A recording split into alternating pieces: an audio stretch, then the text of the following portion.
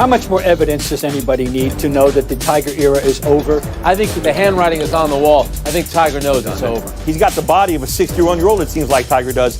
Downhill all the way from here for me. Oh, boy, gotta loosen up here. Winter is coming for the panel. It's Tiger Day. Let's go! Oh, boy. You guys are gonna be thinking you're playing golf when you're in the minus 50s in a few, that's for sure. What did I do? All due respect, I don't remember saying that, but I did either.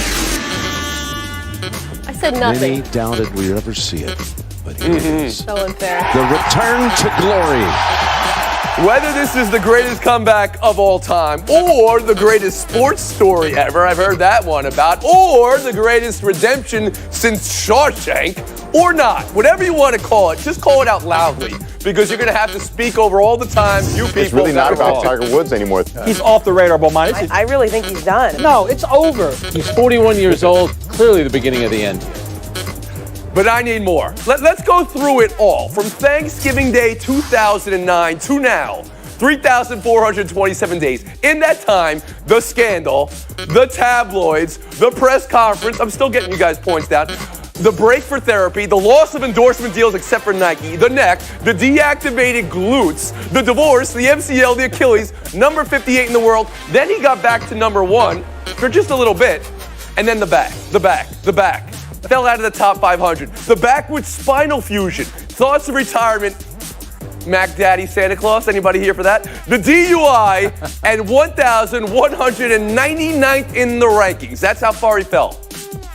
To the comeback, second in the PGA, the Tour Championship win, the mock turtlenecks and the gum chewing that we saw, all the sauce this weekend, and now green jacket number 5. Woody Page, I turn to you because you've covered more Masters than everybody else here combined. Is this the best story ever? Is this the best comeback ever? How did all this happen? Why are you doing this to me? First of all, I wasn't featured in any of those Oh, yeah, clips. you just wait, Woody Page. You just wait. I don't think you're in the clear.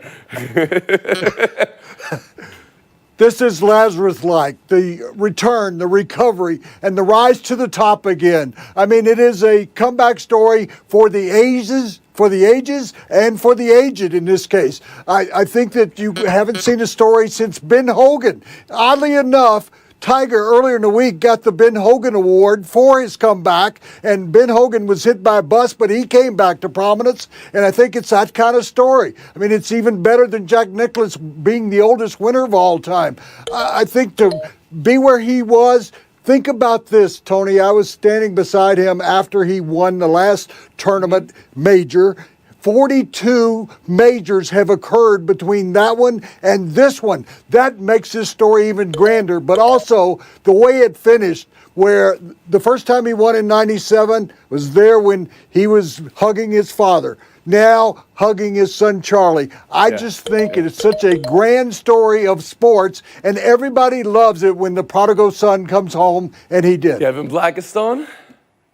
Well, you know, I mean, I drank all the Kool-Aid from Frank Isola and Woody. Oh yeah. I believe I had you. About how this guy couldn't come back. I got you dead to rights too, KB. He was toast. Hey, don't hit me with any collateral damage from this stuff. But obviously, this was an epic comeback. This is one that we will remember forever. You've laid out all the reasons why. And beyond that, you know, if you look at the field that he beat, in part because of what he had gone through the last 10 years. This may have been the toughest field he had beaten because there were so many guys behind him who he passed and held on to beat who had actually won a major championship. And then so many of these guys we had circled as being the next thing in golf, the next Tiger Woods, and yet he was able to withstand whatever rush they had coming. So, yeah, this is one we'll remember forever. And Mr. Isola, I believe I saw your visage in that little video there a couple times. How do you view all this? Well, I think health has a lot to do with it. I think for a while, you listed, the back injuries and everything like that. He's finally been healthy. Here's my one thing about this story. It's kind of being painted like he was brought out of a retirement community and he won the Masters yesterday. He did finish tied for 6th at the Open Championships in Great Britain. Then he was 2nd in the PGA, so he had been trending. So what do you say? That this isn't that big a deal because he was a favorite? No, it's a very big deal. 11 years between majors, but he had been playing well. In the last, it's 24 PGA events, he has 10 top 10 finishes. So he had been trending this way, especially in majors. So congratulations to him. He was outstanding. Absolutely. You had Justin Rose, I believe, to win. I don't think he made the cut. A little bit more of a deduction for Frank Isola. Mina, you haven't been on a lot of post-major golf shows on this show. I'll say that much. Still guilty by association. Let's go, Mina. What did you see this week? Well, I'm thrilled to have been left off that montage despite my outrageous score. All of those people they were speaking logically. The thing is, Tiger Woods defied logic yesterday. And it's not just about the time that lapsed. It's about physically what he's overcome. The 4 back surgeries. I know people who have had those operations. They're incredibly painful and debilitating. We're talking about a guy who in 2017, after his last surgery, needed to be helped out of bed for months. To go from that to accomplishing this, undeniably one of the greatest comebacks in sports. Can we talk about the idea of redemption, Mina? Because in all its complexity here, walking off the green, hugging his son, a Woods and a Woods, like Woody just mentioned, just like 2 decades ago, everyone can understand that. Its art and its fulfillment is incredible. Hearing somebody had 4 surgeries, like you just said, and nearly couldn't walk to come back to win, that actualization is everything. But whether the comeback is just from injury or from the scandal and fall from grace, and I'll turn you to Sarah Spain here just for a second. She's talking about people with selective memory refusing to acknowledge Tiger's culpability in it all. I think she's responding to the ideas of, if you don't love Tiger winning, you have no soul sentiment. That doesn't allow for some fans to be conflicted here. But how do you view Tiger and the idea of redemption? Sure. I feel the same way about his redemption that I do about all stories of personal redemption in sports, which is that redemption for transgressions that happen off the field or off the course, in this case, will be achieved off the field or off the course. If Tiger Woods has made peace with himself, his family members, his friends, that would have happened regardless of whether he won, right? That doesn't affect that. Now, athletic redemption undeniably happened yesterday. Like I said, he proved everybody wrong, and we cannot take that away from him. Frank Isola? Hey, what Tiger Woods does off the course is none of my business. For me, it's about a sports story. It's about a guy coming back that used to be one of the biggest names in all of sports history, basically, falling off the map and then coming back and winning. I have to say this. Watching that yesterday, I thought about Michael Jordan winning his first championship after his father had passed away. And then Tim Duncan going 7 years between championships and him hugging his kids who weren't there and able to see him winning, win the other championships. I think for Tiger Woods, look at that raw emotion on his face. I think that had a lot to do with it because he was sharing it with people, especially his 2 kids. That's what made it unique. That's, to me, made it so special. KB, do you think this is a redemption story? Well, when I think about redemption and athletics, I think about Mike Marchese's book entitled Redemption Song, which is about Muhammad Ali and the fact that what Muhammad Ali missed so much of his career for in boxing was his anti-war stance here in this country against the Vietnam War, and the fact that he was, in fact, redeemed by the Supreme Court, which ruled in his favor. So in this case, I think, as Mina does, that this is a redemption for Tiger Woods on the field of golf. But the rest of his life is up to be judged by others. Not to be judged by others, you say, which makes, of course, all the sense in the world. But also, it was just so out there, Woody Page. The scandal was so out there. What do you see with yesterday's performance and win? We are a forgiving nation. We've seen it in politics. We've seen it in arts and entertainment. We've seen it over and over again in sports. And people like that kind of recovery story, I think. And that he was a machine. He was a robot for years and years and years. And we found out he's human and he's flawed. And now he's come back. And as I said, he rose to the top once again. People love those kind of stories. We like second, third, and even fourth chances in this country. So yes, it's a great redemption story. We saw it with Ali after the problems he had. I think we've seen this over and over again, and I think it's something that people can attach their emotions to. As we saw yesterday, the Azaleas even cried at the Masters. Or, I mean, it can be complex. It can be a full story. You could have conflicting views over different parts of each person. That's the full human story, right? What's possible now for Tiger, in your opinion, Frank? Jack's record is 3 away to tie, 4 to win. Can Tiger go back to being a guy who wins 2 majors a year and 6 tournaments a year? Are we recording this so it'll be there forever? Yes, we are. Yes, we absolutely are. I think he could definitely win 1 more major. I'm not so sure about Jack, but remember, they're going to go to Bethpage right down the road here. He's won there. That'll be the PGA, then Pebble Beach. He's won also, and he's going to go into the PGA as the favorite. Here's my thing, though, about him winning the Masters. You know, Francesco Molinari, I was getting ready to sing Molinari, uh-oh, instead of it was Molinari, uh-oh. He kept hitting the ball into the water. So him playing with Molinari helped him out. I think it built his confidence up. So Tiger was great. The rest of the field did not play well. KB, does Tiger just go back to being the dominating force for golf? Well, if he's as healthy as he appeared to be, as Frank pointed out, you know, why not? Jack Nicklaus won the Masters at 46. Julius Burrows won the PGA Championship at 48. So you're counting another 5 years. And if, in fact, there is no young golfer who can grab this game by the horns, then absolutely he can. Woody, does Tiger go back to dominating? And what would that mean for golf? The enormity of all that. What would it mean for golf?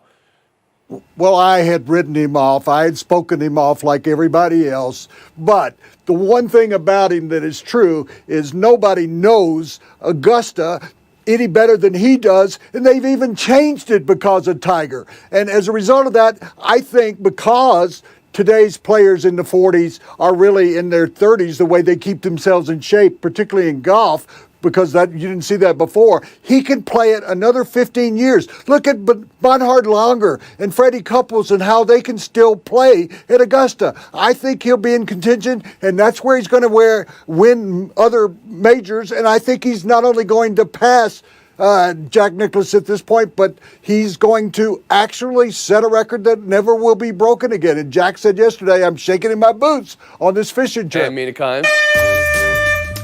I think he could definitely break the record. As Frank said at the top of the show, this didn't come out of nowhere. He said a number of top 10 finishes. He shot par or better in 12 straight rounds. That's the second best streak of his career. He can absolutely accomplish this the way he's been playing lately. Who do you think felt better through it all? Executives at CBS knowing, I know they had to move that tee time up, a little breakfast tee time for weather, but the ratings were pretty great. Or the man who bet $80,000 for Tiger to win the tournament and took $1.19 million from Vegas. That's never been done before. That's the biggest loss Vegas has ever had. Listen to me. That's and why it wasn't you. You know, Mina Kimes, you had a tweet last night. There was that moment when you saw Michael Phelps and Tiger Woods together at the same place at the same time. What did you call it? Goat herding. Goats? I love it. All right, taking a break here. Buy or sell is next. But wait, there's more. He doesn't look like he's got a path to winning in any, or even being competitive in golf. We've seen this now story develop over and over again where he just can't finish on Sunday. They're not afraid of him. He's so Woody. Oh, no. Oh, let me get back to the mute, Woody. Let me get back to the mute. No. I mean, they should have rolled that team from Orlando. They got to get back on the winning Frank side. Isola? I'll give you two numbers from Raptors Orlando. DJ Augustine, the point guard, outscored Kyle Lowry in All-Star 25-zip. The other number, why is Kawhi Leonard playing 33 minutes? What are we saving him for? Next year when he plays with the Clippers in L.A., get him out there. It's the playoffs. He should be playing 40 minutes, 40 minutes a night. Come on. The four teams with the best odds to win the finals going into the weekend: Houston, Golden State, Milwaukee, and Toronto. Three of those teams acquitted themselves well. I am worried about Toronto. I think they'll play better. They'll play more minutes with the Stars, but they looked incredibly out of sorts on that final position, and that worries me going forward. Right, but this surprised Kevin Blackistone. Does anybody know Toronto's record in Game 1s historically? Does anybody? 2-14. Mina Kimes coming and bringing the stats and information. That's how you get points and recover from all those Tiger picks you made. Buy or sell 3, Stanley Cup playoffs. Overtime at the wazoo this weekend, but we have to talk about the Tampa Bay Lightning. Best hockey team in the NHL by far this year. Best season in 23 years. They're down 0-3 to Columbus 3 minutes into these playoffs. KB, is it over? What does this mean? Yes, of course it's over. And how many people on this panel know how many President Trophies award winners have won the Stanley Cup? KB, you got an 8. All right. Just 8. All right. Just 8. And that's we know all 8 about that down of here in 95 Washington, or whatever D.C. the final number is, seasons played. So it is over. Frank Isola. Tampa Bay's best player, Kucherov, was suspended for Game 3. So in the biggest game of the season, your best player got himself suspended. That is a big-time no-no. By the way, Torts and Trotz, both 3-0 in the playoffs. That's right. Columbus, a coach in the Islanders. Mina Kimes?